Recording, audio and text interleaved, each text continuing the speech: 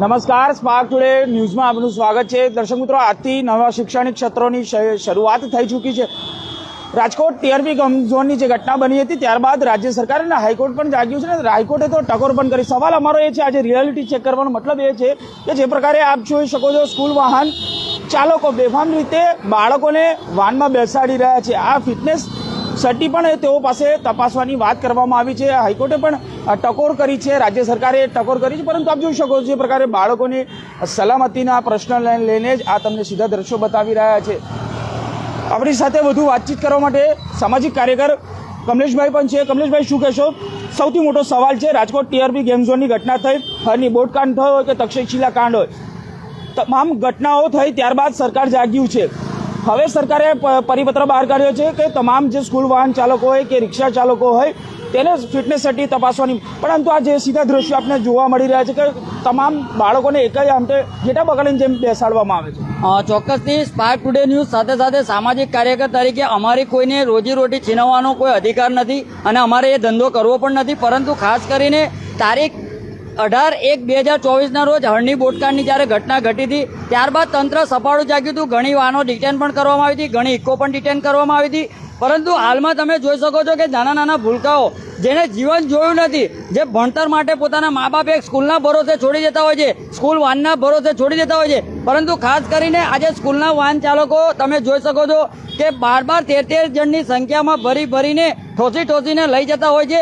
એટલે ખાસ કરીને તમામ વાહન ચાલકો હોય, ઇકો ચાલકો હોય, સાથે સાથે સ્કૂલ વાનના જે પણ જવાબદાર વ્યક્તિ હોય તેઓને અમારી ખાસ કરીને વિનંતી છે, હાથ જોડીને વિનંતી છે કે તમારું જ બાળક, જો કદાચ તમારા બાળક સાથે કોઈ પણ જાતનો આવો બનાવ બનશે અથવા તો કોઈ દુર્ઘટના ઘટશે તો બાળક આપણું જતું રહેશે, ફરીથી બાળક આવવાનું નથી। એટલે ખાસ કરીને આપણા જે સ્કૂલના બાળકો હોય એ આપણા પોતાના બાળકો છે, એ રીતની કામગીરી કરવી જોઈએ। પરંતુ હાલમાં તમે જોઈ શકો છો એક વાનની અંદર 12-13 છોકરાઓ ભરીને જાય છે। ખાસ કરીને ઇકોની અંદર કે પછી વાહન ચાલકો હોય છે, આમની પાસે ફિટનેસ સર્ટિફિકેટ નથી હોતા, ગેસના બાટલા ઉપર ચલાવતા હોય છે, સાથે સાથે જે આ જે ગાડી છે આ ગાડી પણ જે કહેવાય છે કે પોતે પીળા પટ્ટાવાળી હોવી જોઈએ એ રીતનું પણ આયોજન કરવું છે, જેથી કરીને સ્કૂલ વાહન એટલે ખબર પડી જાય અને સ્કૂલના સંચાલકોએ ખાસ કરીને આવા વાહન ચાલકો હોય તેઓની સામે પણ કંઈક ને કંઈક સૂચના જાહેર કરવી જોઈએ। સાથે સાથે ટ્રાફિક શાખાના અધિકારીઓ જ્યારે ઘોડા છૂટી જાય છે ત્યારબાદ તબેલાને તાળા મારવા જતા હોય, આરટીઓ વિભાગના અધિકારીઓ જ્યારે મોટા ડમ્પરથી અકસ્માત થાય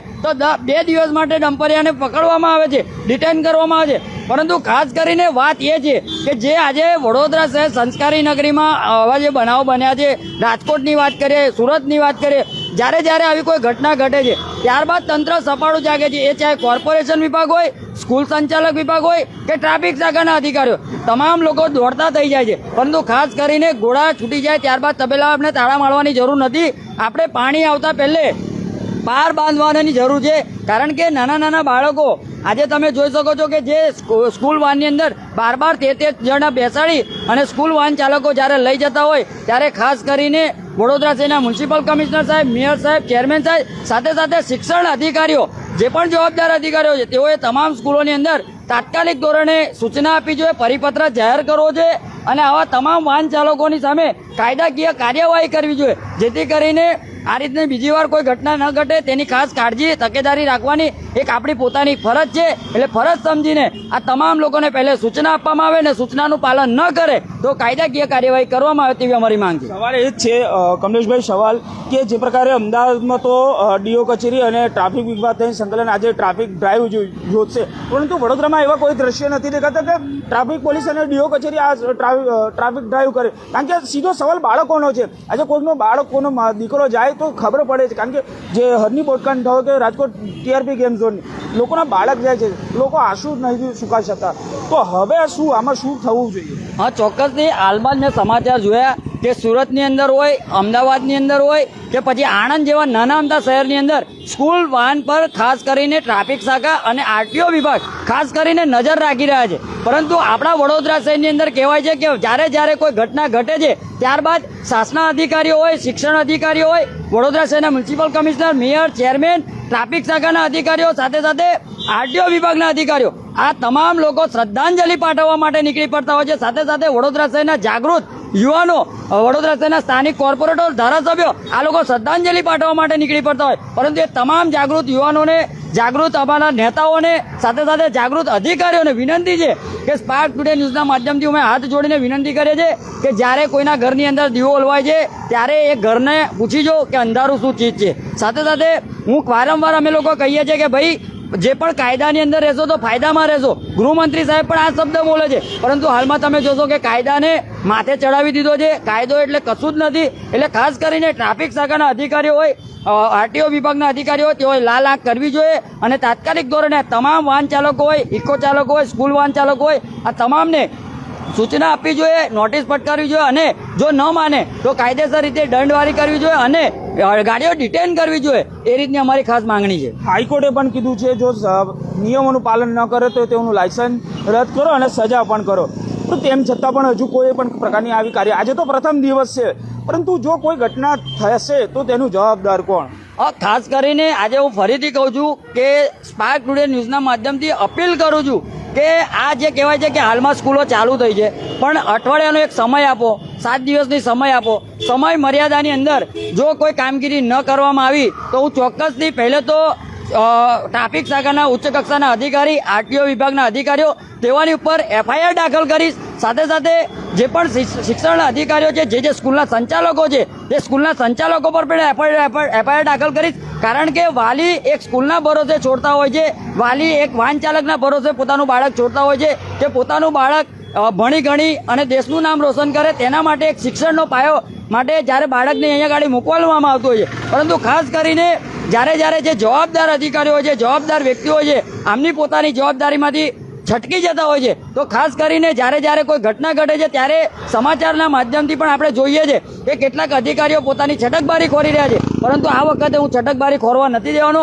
આ વખતે કાયદેસર જો કદાચ કોઈ બાળકને કોઈ પણ જાતની ઈજા થઈ, કોઈ પણ જાતનું કોઈ પણ અકસ્માતની અંદર મૃત્યુ થયું તો ચોક્કસથી આ જે પણ જે કાર્યવાહી છે એ જે અધિકારીઓ છે, જે જવાબદાર વ્યક્તિઓ છે, તેઓની ઉપર સીધી એફઆઈઆર દાખલ કરવામાં આવશે તેવી ખાસ કરીને હું ચેલેન્જ સાથે અપીલ કરવા માંગુ છું.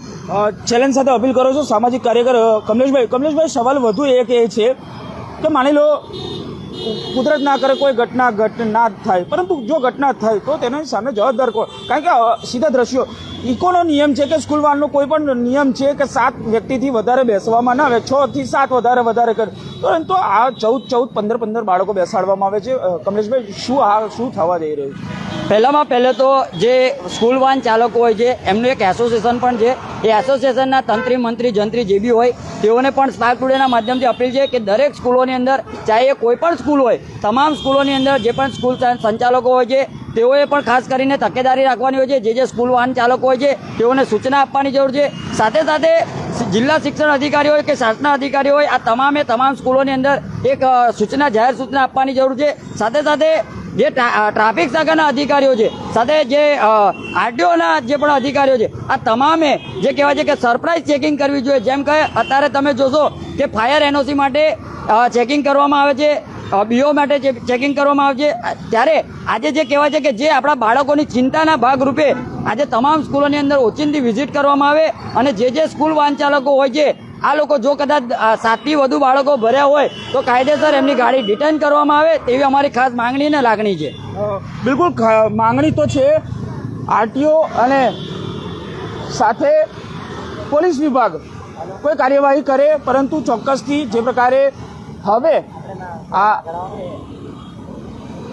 આપ જોઈ શકો છો ટ્રાફિક વિભાગ અહીંયા પહોંચ્યું છે, પરંતુ અહીંયા પણ આપ જોઈ શકો સીધા દ્રશ્યો અમારી પાસે એક્સક્લુઝિવ દ્રશ્યો ડિટેન કરવાની કાર્યવાહી પણ કરવામાં આવી રહી છે. ટ્રાફિક વિભાગ હવે અહીંયા પહોંચ્યું છે અને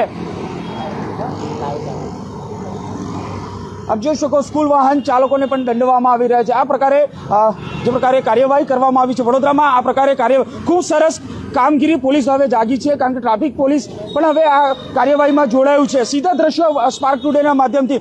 કાકા, શું કહેશો? ફિટનેસ સર્ટી છે આપણી પાસે, આ બાળકોને કઈ થશે તો જવાબદારી કોની? હે કાકા, બાળકોને કઈ થશે તો જવાબદારી વાલીઓ માટે સંમતિ લીધી છે? વાલીઓ પાસેથી કોઈ કાગળિયામાં સહી કરાવી છે? તમારું બાળક છે? તમારું બાળક નથી? આ બાળકોની જવાબદારી કોની? ડ્રાઈવરમાં ચાલે છે ડ્રાઈવર, પણ બાળકોને કઈ થશે તો જવાબદારી કોની? બિલકુલ આપ જોઈ શકો છો જે પ્રકારે આ તમામ ડ્રાઈવરો છે તેમની પાસે કોઈ પણ જવાબ નથી. આ પ્રકારે સીધા દ્રશ્યો આપ જોઈ શકો છો. જે બાળકોની આ સેફટીનો સવાલ છે. સ્પાર્ક ટુડેની એક જ મુહિમ છે કે આ પ્રકારે કોઈ ઘટના સર્જાશે. આપ જોઈ શકો છો બાળકો પણ ચિંતાતુર છે, કારણ કે બાળકો તો માસૂમ બાળકો છે. સવાલ એ નથી, પરંતુ જે પ્રકારે આ કાર્યવાહી થવી જોઈએ. ટ્રાફિક પોલીસ પણ અહીંયા પહોંચી છે અને કાર્યવાહી કરી રહ્યું છે. આરટીઓ પણ જોડાઈ રહી છે, કારણ કે આ પ્રકારે વડોદરામાં આ બિંદાસપણે આ જે સ્કૂલ વાહન ચાલકો છે તેમની સામે કાર્યવાહી કરવામાં. આપણી સાથે પોલીસ અધિકારી છે. સાહેબ, કયા પ્રકારની કાર્યવાહી? હાલમાં અમે જે સ્કૂલ વાહન છે એનું ફિટનેસ ચેક કરીએ છીએ, તથા બાળકો કેટલા છે, આરટીઓમાં પાસિંગ છે કેમ, એ બધું ચકાસ કરીને પછી એ લોકોને એવું છે તો અમારી ગાડી અમે ડિટેન કરીને જમા કરીએ છીએ. સાહેબ, શું નિયમ છે આ ફિટનેસ સર્ટી માટે? શું નિયમ છે? ફિટનેસ સર્ટિફિકેટ તો આરટીઓમાંથી મળશે અને આરટીઓમાંથી મળ્યા પછી એ લોકોને ફિટનેસ સ્કૂલ વાહનનો એને આપવામાં આવશે પરમિશન.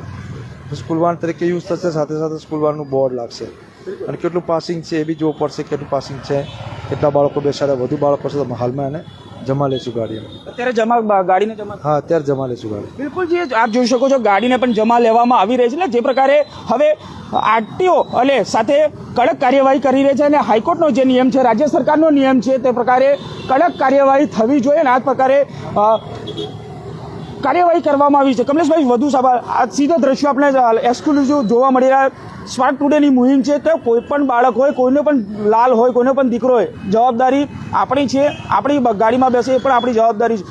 હવે ફિટનેસ સર્ટી પણ નથી. શું માનો છો? હા, ચોક્કસથી આપણે પહેલે પણ કીધું છે કે કોઈના ધંધા પર, રોજીરોટી પર જે કહેવાય છે કે આપણે લાત મારવાની આપણી જવાબદારી નથી ને આપણે એ વસ્તુ કરવી પણ નથી. પરંતુ આ જે સ્કૂલ સંચાલકો હોય છે, સાથે સાથે જે સ્કૂલ વાહન ચાલકો હોય છે, આમના પોતાના પણ બાળકો હોય છે, આજે મૌન વ્રત ધારણ કરી રહ્યા છે. સાથે સાથે તમે જોશો કે ટ્રાફિક ડ્રાઈવ જ્યારે કરવામાં આવે છે તો 8-8, 10-10 ટ્રાફિક શાખાના અધિકારીઓ રોડ પરથી ગાડીઓ ડિટેન કરવામાં આવે છે, ટુ વ્હીલર ચાલકોને પકડવામાં આવે છે. પરંતુ હાલમાં જે કહેવાય છે કે એક જ ગાડી પકડવામાં આવી છે અને સામેની સાઈડ પર તમે જોશો કે હજારોની સંખ્યામાં જે કહેવાય છે કે રોજે રોજ સ્કૂલ વાહનો ધમધમી રહી છે. તો ખાસ કરીને ટ્રાફિક શાખાની અંદર જો કદાચ કર્મચારીઓ ખૂટતા હોય તો ચોક્કસથી નવી ભરતી કરી અને આ વડોદરા શહેરની અંદર દરેક સ્કૂલોની આજુબાજુની અંદર જે કહેવાય છે કે ટ્રાફિક શાખાના અધિકારીઓ ઊભા રાખવા જોઈએ અને કોઈ પણ બાળકને કોઈ પણ જાતની જે નુકસાન ન થાય એની એક પોતાની આપણી એક જવાબદારી છે. વડોદરા શહેર એક સંસ્કારી નગરી છે અને સંસ્કારી નગરીના જે બાળકો છે એ આપણું પોતાનું ભવિષ્ય છે, દેશનું ભવિષ્ય છે. એટલે ખાસ કરીને આપણે પોતાના બાળકની જેમ ચિંતા કરીએ છીએ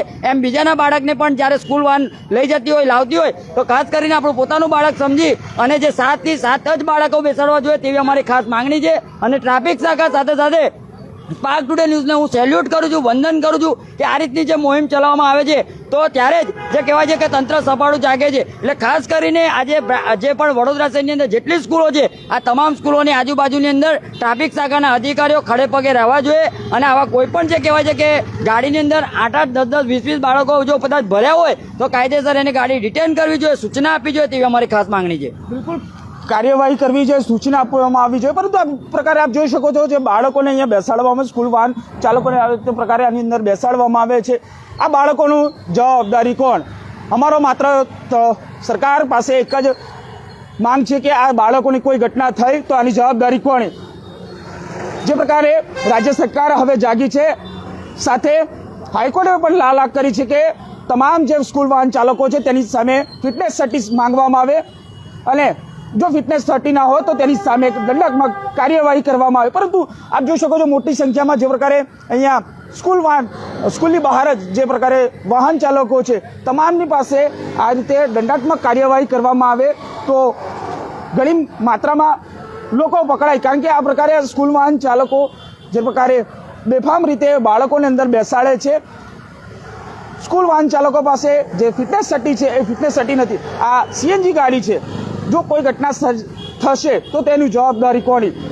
વાલીઓને પણ જવાબદારી સમજવી પડશે, સ્કૂલ સંચાલકોએ પણ જવાબદારી સમજવી પડશે, તમામ લોકોએ પોતાની નૈતિક જવાબદારી સમજવી પડશે.